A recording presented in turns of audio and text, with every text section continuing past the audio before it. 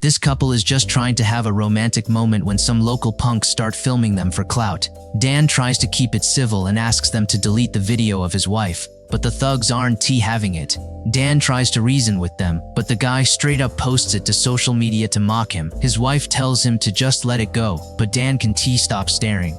A second later, the punk pours a drink right over Dan's head. His wife is praying he'll finally man up, but Dan just takes the L and walks away. Back home, the humiliation is rent free in Dan's head. The next day, his wife Jessica takes her frustration out on a punching bag at the gym. She gets so heated she accidentally decks the owner, Nikki. Instead of getting mad, Nikki listens to her vent. Jessica says Dan is a great safety first kind of guy, but she feels trapped in a boring routine. She thinks he has zero riz and no sense of adventure. What she doesn't know is that before they met, Dan was a literal killing machine. For 18 years, he's been playing the part of a boring used car salesman to protect them.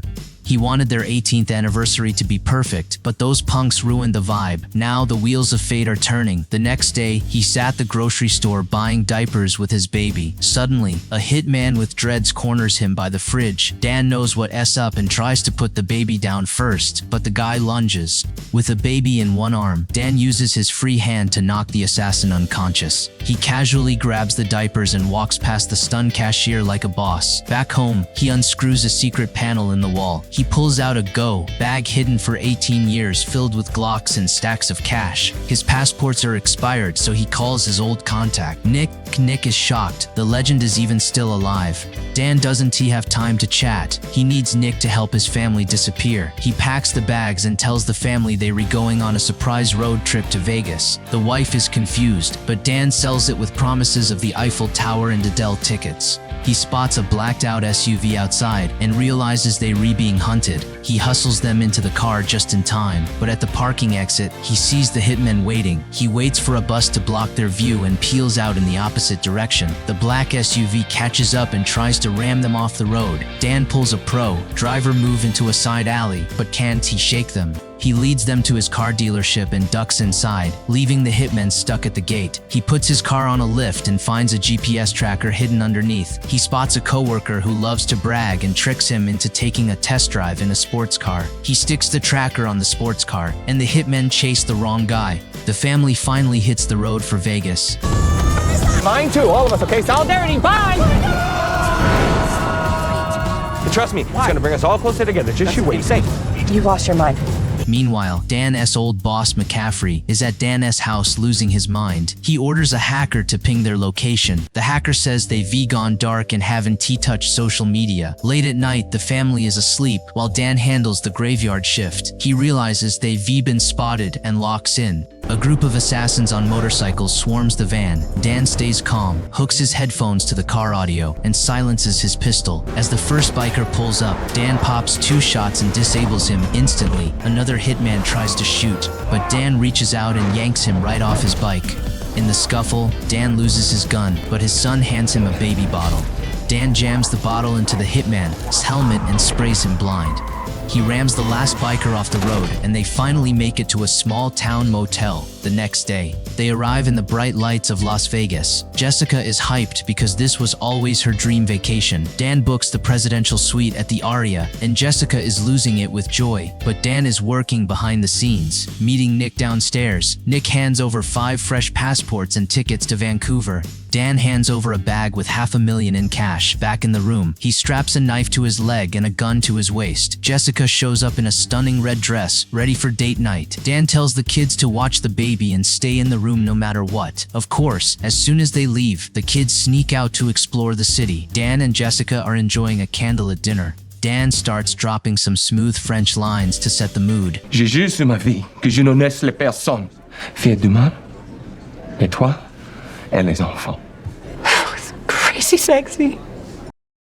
Jessica doesn't understand a word, but she's feeling the vibe. Suddenly, gunfire erupts outside the restaurant. Dan takes out 2 hitmen and goes into full tactical mode. An assassin walks out using Jessica as a human shield. Dan drops his gun, but secretly palms his knife. The hitman starts bragging about how he's going to end the whole family. In a split second, Dan moves, and the hitman is dead before he hits the ground.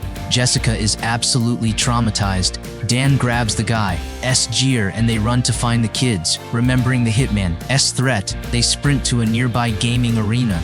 They find a crowd chanting their son Kyle's name. Turns out, Kyle is a pro-level gamer and just clutched a huge tournament. The kids want to celebrate, but Dan is in get out alive mode. Once he confirms they re-safe, he tells them they have to run because co-workers are trying to kill them. Kyle thinks his dad is the biggest coward on earth and doesn't believe him. Right then, another assassin shows up. Dan leads them into the casino lobby and locks and loads. He tells Jessica to take the kids while he draws the fire. He puts a car in neutral and shoves it into the path of a female assassin. She litters the car with bullets, but Dan returns fire and takes her down. She's wearing a vest and gets back up, so Dan finishes the job. They hole up in a motel where Dan finally spills the tea. His real name is Sean, an orphan who joined the army at 18. He was a Tier 1 operator in the Green Berets and Delta Force. Then he was recruited by McCaffrey for a shadow program to clean up the world's worst people. He has 39 confirmed kills over 26 missions.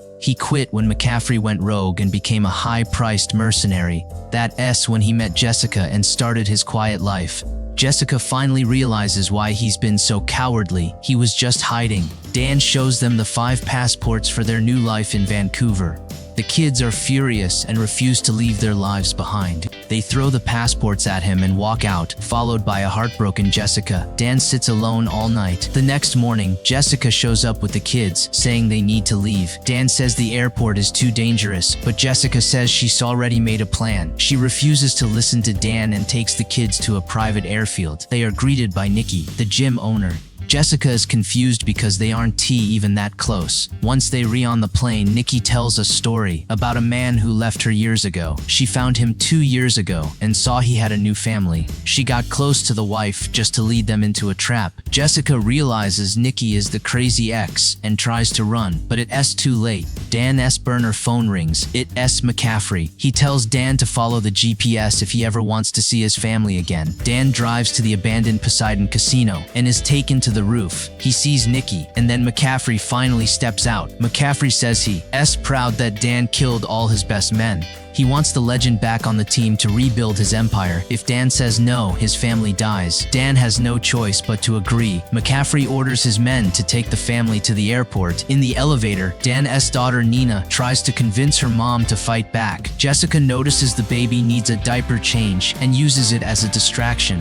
As the doors open, Jessica blinds the guard and shoves him out of the elevator. They rush back to save Dan but see him and Nikki kissing. It's actually a distraction. Dan is using the moment to get Nikki in a chokehold. McCaffrey realizes he's been played and sends the heavy hitters in. Dan uses a drone to spot the enemies and works with his son Kyle to take them out. McCaffrey sends Nikki to deal with Kyle on the roof. The elevator opens and Jessica pulls the trigger. Nikki dodges and the two women go at it in a brutal brawl.